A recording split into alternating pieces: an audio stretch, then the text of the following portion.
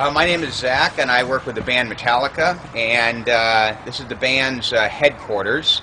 In this building, the band have their rehearsal studio, they have their recording studio, they have their fan club, their merchandise, their website, all in one building, and they call it headquarters. And let's go inside, take a look.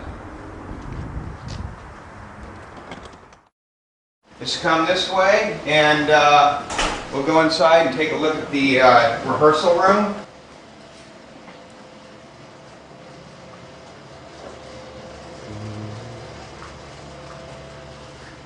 So this room in here is room B, and this is where the band record and rehearse. Equipment just stays set up so the band, anytime they want to come in and play, can record and rehearse. We have Kirk's rig over here. James here in the middle. Robert with the bass is the opposite side. Lars's drum kit's in the middle. So in our rehearsal room in here, we have a few banners and a little bit of artwork. James does most of the artwork since he's the best at it and creative. We have the Oakland Raiders flatbed show backdrop way up high that James spray painted in the driveway. Out back, hanging in the middle of the room, we have Doris. Doris's head and a few other pieces of what's left of the Injustice for All tour.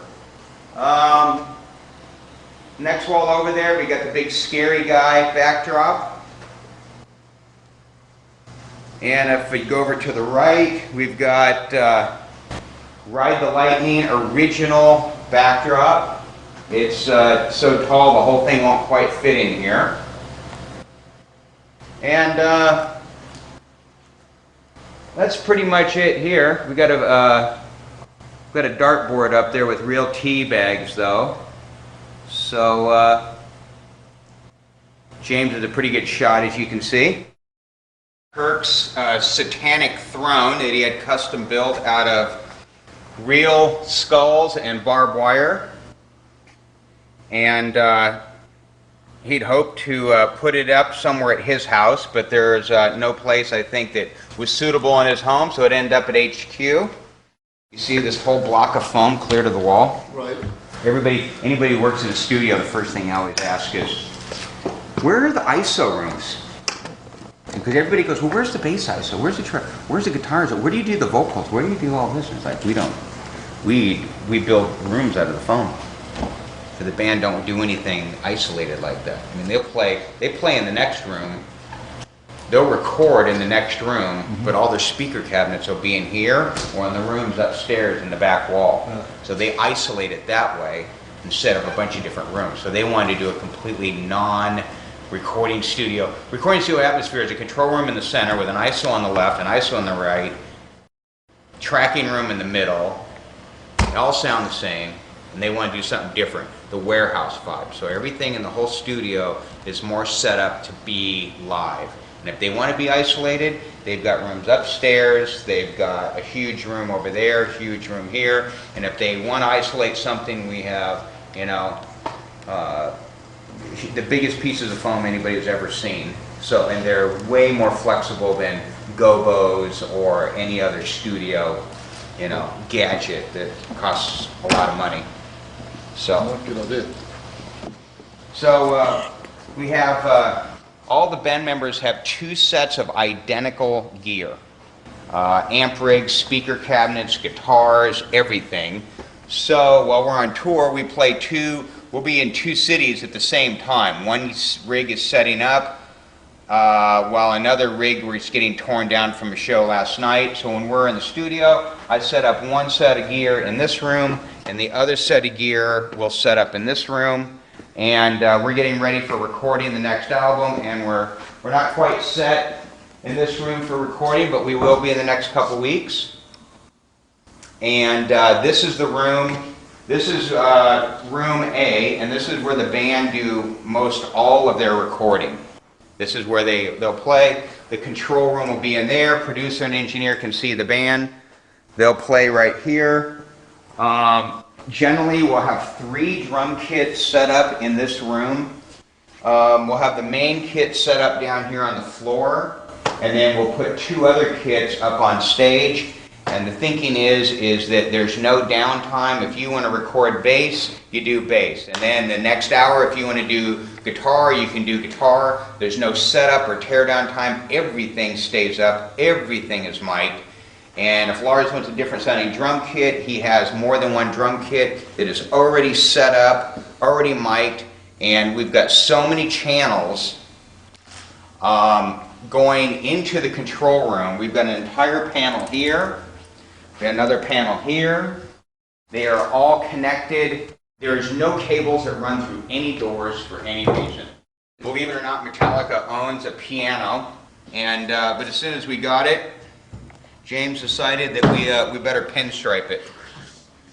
So, took an extremely expensive piano and put flames on it. Hit my piano.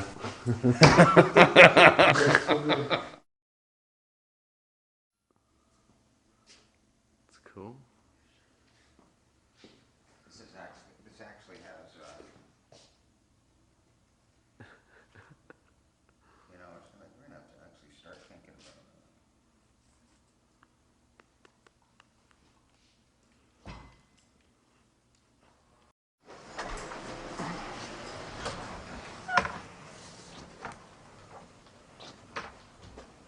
Wow.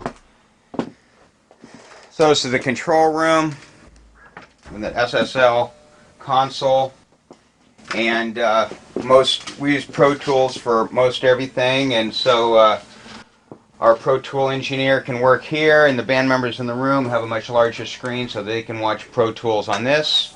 And got a little bit of outboard gear over there. The rest of our outboard gear isn't in here. It's not at the studio right now, but it will be in a couple weeks.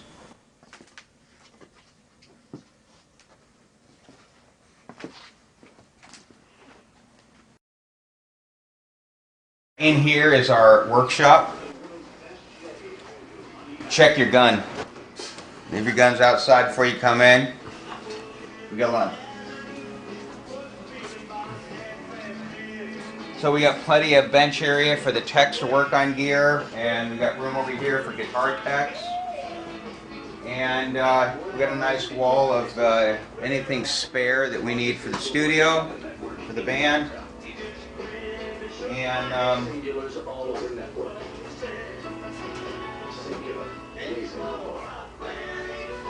we generally have TV monitors in all the rooms, so I can watch the band while they're recording on this TV.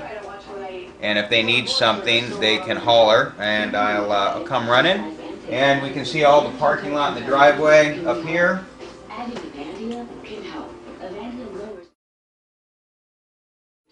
Yeah, I don't know how to really, can't really make it sound very exciting, guys. I'm sorry.